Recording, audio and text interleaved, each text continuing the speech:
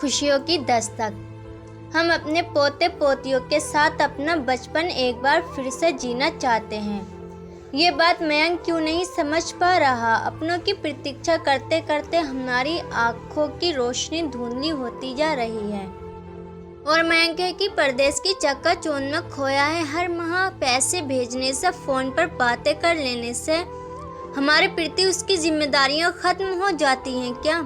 सुधा जी ने रोते हुए मनोहर जी से पूछा। मनोहर जी मौन होकर अपनी पत्नी की तरफ देख रहे थे। माँ जी, भैया ने कहा तो वे 2 महीने बाद आएंगे, वह भी पूरे 1 महीने के लिए। फिर इतना रोना क्यों?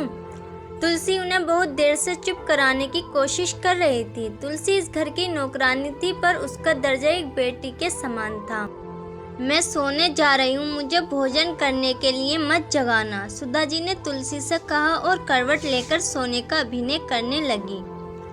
2 महीने पहले से इस मयंक निवास की आंतरिक और बाहरी साज सज्जा हो रही थी। इस वृद्ध दंपत्ति की खुशियों का ठिकाना ही नहीं था। साल में सिर्फ एक बार मयंक अपने परिवार के साथ यहाँ आता था। उनके आने से ऐसा लगता जैसे बसंत ऋतु आ गई हो। आज सुबह ही मयंक से बात हुई। उसने बताया कि वह छुट्टियां बिताने भारत नहीं आ रहा।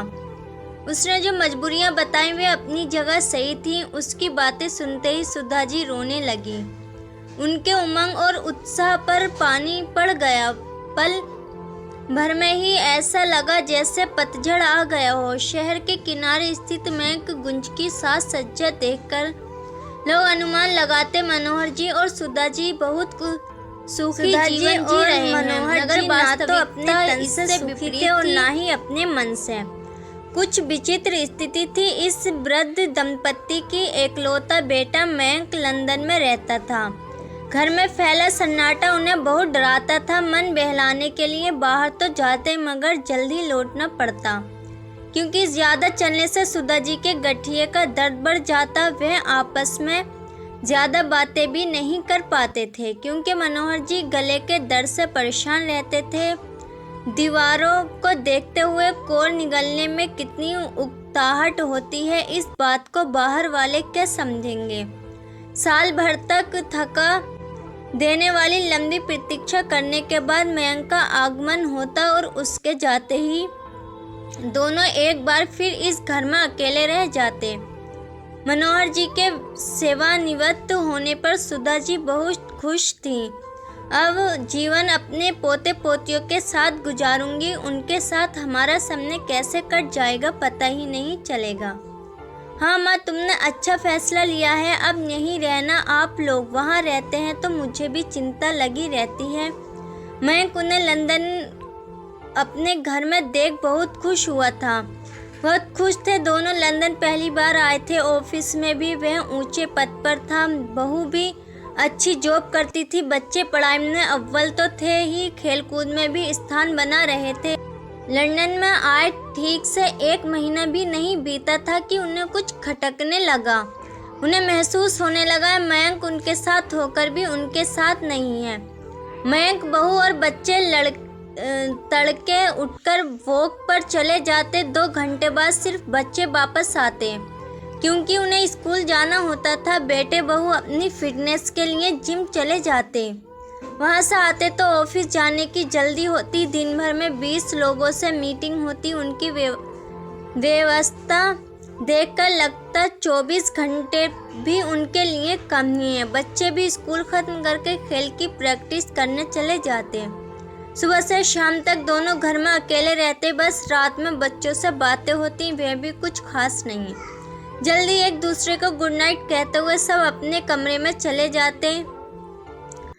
वृद्ध संपत्ति समझ ही नहीं पा रहे थे ये क्या हो रहा है। वे तो शेष जीवन मयंक के साथ गुजारना चाह रहे थे, मगर मयंक के पास तो उनके लिए समय था ही नहीं। दूसरी समस्या वहाँ की जलवायु थी।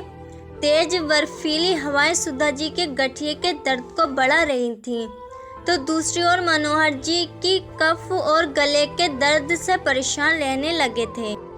एक इंडियन डॉक्टर ने ही राय दी, आप इंडिया चले जाइए, आपका शरीर यहाँ की सर्द जलवायु को झेलने के लायक नहीं है। भारी मन से उन्होंने लौटने का फैसला लिया। शाम होने पर सुधा जी की आंखें खुली। देखा मनोहर जी लॉन में टहल रहे थे। पास जाने पर धीरे से बोले, सुधा जी, इंसान इतना स्वार्थी क्यों होता है? क्यों वह सिर्फ अपनी ही खुशियाँ चाहता है? चिड़िया अंडे देती है, अपने बच्चे को बड़ा करती है तथा उसे उड़ना सिखाती है। उसके बच्चे उड़ने के बाद लौटकर नहीं आते, तो क्या वह इस बात की किसी से शिकायत करती है? फिर हमारी खुशियाँ क्यों मयंक की मोहताज बनकर रह गई हैं? क्या हमने से अपनी खुशियाँ ढूंढने का हक नहीं है? हमारे पास सब कुछ है मगर हम खुश नहीं हैं। खुश रहने के लिए हमने ही कुछ न कुछ करना होगा। कुछ दिनों बाद एक युगल दंपत्ति मयंक निवास में आए। पता चला किराएदार हैं। इन्हें मनोहर जी ने बुलाया था। तुलसी, इन्हें ऊपर ले जाओ, आज से ये हमारे साथ ही रहेंगे, मनोहर जी ने कहा। मम्मी, कितना बड़ा झूला है। दो बच्चे झूले की तरफ लपके तो एक बच्चा तितली पकड़ने के लिए लॉन में इधर उधर दौड़ने लगा। उनके माता पिता उन्हें छोड़कर सामान सहेजने में लग गए। उनके आ जाने से घर में अजीब सा शोर होने लगा, लेकिन इस शोर में जीवन की ले सुनाई देने लगी। नई उमंग और नया जोश भर दिया था इस ले ने। बच्चों के साथ उन्हीं की तरह तोतली भाषा में बात करके आनंद की विशेष अनुभूति प्राप्त होती। खुशियाँ मानो पैरों में घुंघरू पहने पूरे घर में नृत्य कर रही हों। उनका बैकग्राउंड तो चेक कर लिया है ना? ये आपके आराम करने के दिन है। ये किस चक्कर में पड़ गए आप? मयंक नाराज हो गया। आराम तो अब मिला है सन्नाटे से। आज उनका मयंक कुंज खिलखिला रहा है। दोस्तों, आप मेरे चैनल पर नए हैं तो मेरे चैनल को सब्सक्राइब करना ना भूलें।